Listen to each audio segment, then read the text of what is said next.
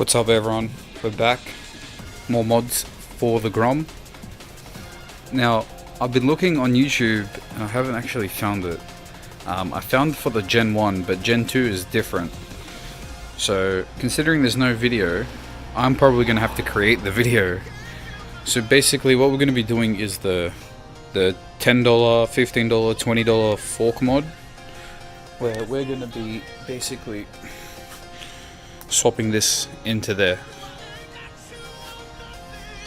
So we're gonna have to get these forks off and empty them, get all the fluid out, put the new fluid in, pump all the oxygen out, and put it all back together. But yeah, just this bike isn't even old. It's almost a year old.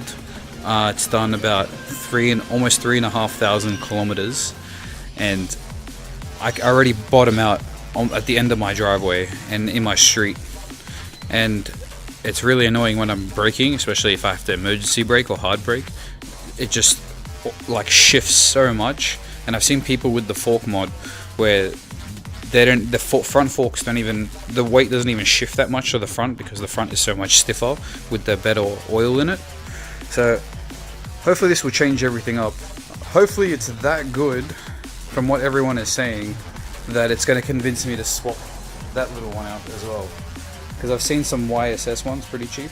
So yeah, it's going to be a long day with a lot of stuff to do, and I've never done it before, so it should be interesting.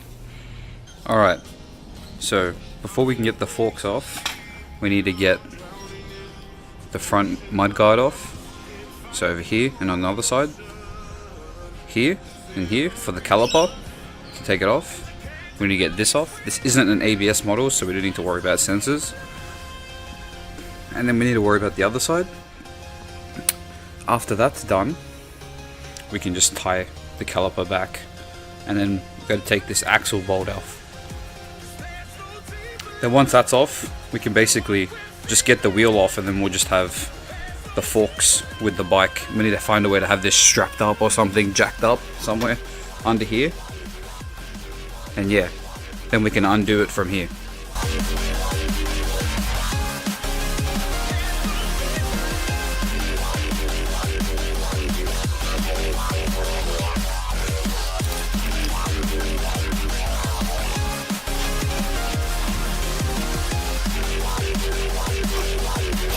Alright, with everything removed,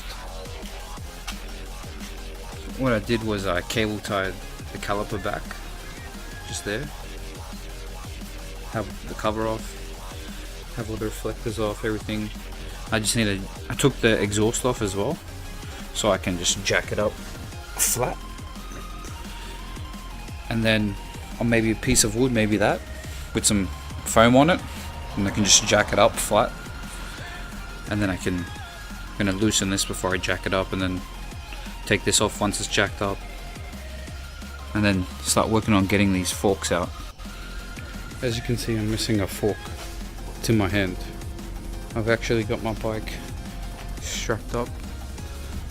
I found this was the best way to do it, so I'm just gonna undo this and then get all the old oil out.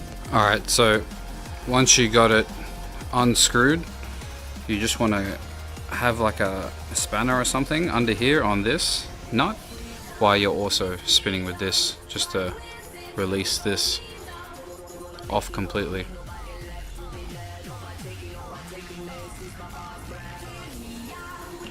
So once you got it off, you want to get like a cup or something, and you want to pour it in there.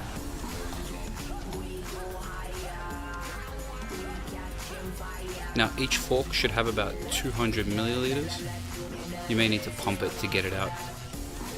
Alright, so out of the first fork, to be honest, that looks like about 100 mils with whatever I spilt on the ground here.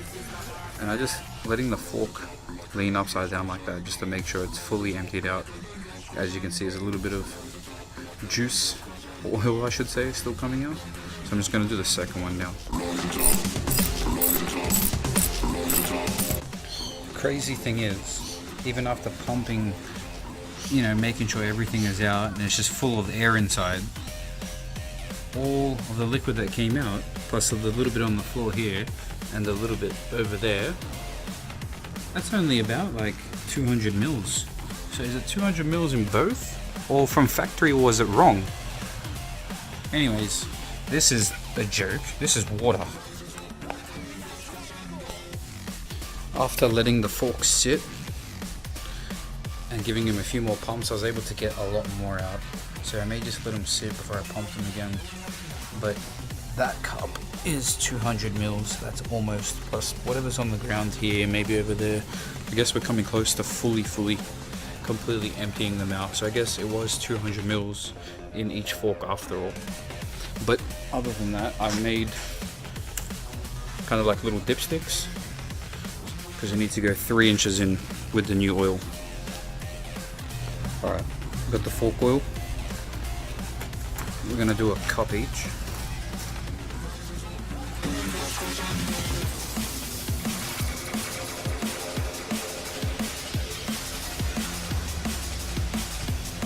So you just want to feed it in to there. You don't want to do it all at once, because you do want to pump it as you're feeding it. Alright, so I want to feed it to there, and now I'm going to pump it. Now I'm going to feed the rest of it.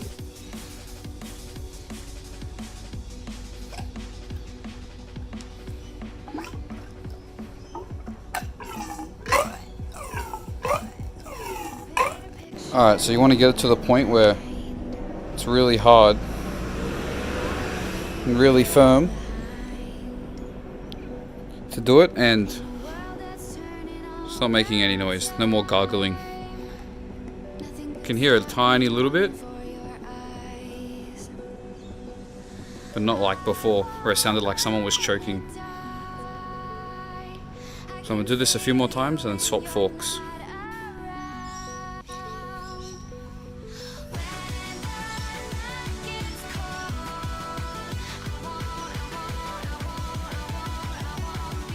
Yeah, okay, we touched it. We just touched it. Nice. Okay, so that is 3 inches. So that's perfect. This one. We just need to make sure that all the air is out, and then we can put it back in. Now we're just going to do everything in reverse. So we're going to start with the washer, and then we're going to start with this cap, and we're going to start assembling it all back together. Alright, so we tightened it back up, and we just want to make sure it obviously works. So we're just going to... Oh man, this is so much stronger. This is so much stronger.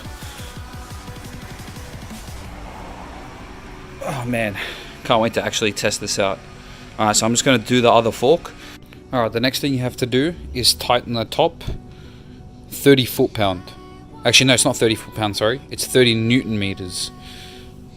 So I'm just going to set myself up so I can have the bottom held tightly while I tighten the top so it doesn't spin all at once. Another thing to remember, that once we install these in, we've got to install them in the right way, because obviously one side is for the brake, which would be this side. This side is not for, there's no brake on that side. So as you can see, one of them has a bit more metal on it, so that's how we can spot the difference. And these screws in here, the torque specs for them, they're 27 Newton meters. So the top one, which is the one on top of those, 30, and these are 27. So once we slide it in, make sure it's straight, we can do these up, and we can start working on getting the wheel back on. Alright, so I got the forks in, I got them up, got them back, flush, level, in there. Still got to torque the bolts, but I got both of them in. Now it's time to put the wheel on. With the wheel, you want to make sure you get the spacers on. Don't forget those. You want to make sure you get them on before you put the axle through, and you want to make sure that you torque it to spec. Alright, so I got it in. 54 Newton meters. So I'm just going to hold this side and do this side up. Alright, so that's now on there in the correct torque specs. So we just need to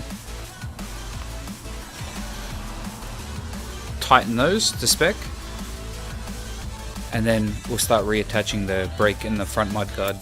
Alright, so now that everything's back on the ground and everything's torqued to spec in there, here, all that, time to go onto the brakes, and then we're going to put the exhaust back on.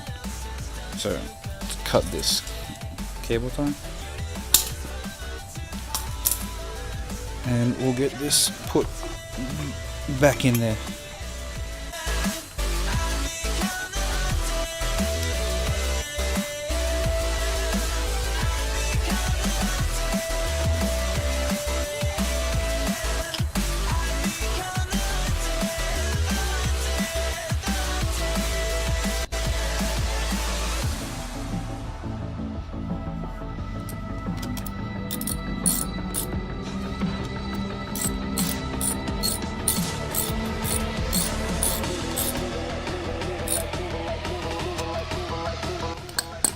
Great. We have front brakes again. Awesome. Now we just got to put the front mudguard on.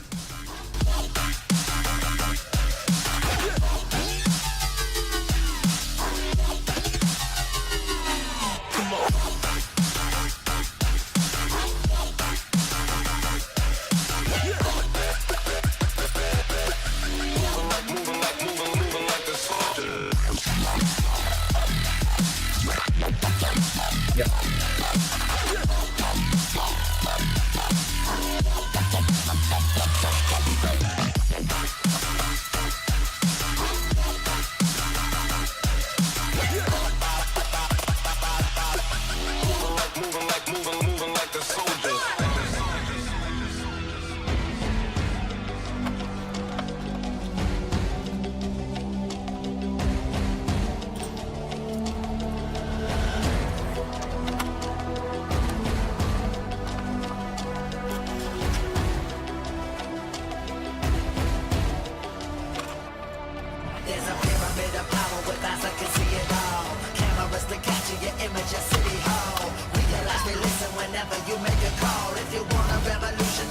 Give it to y'all. This the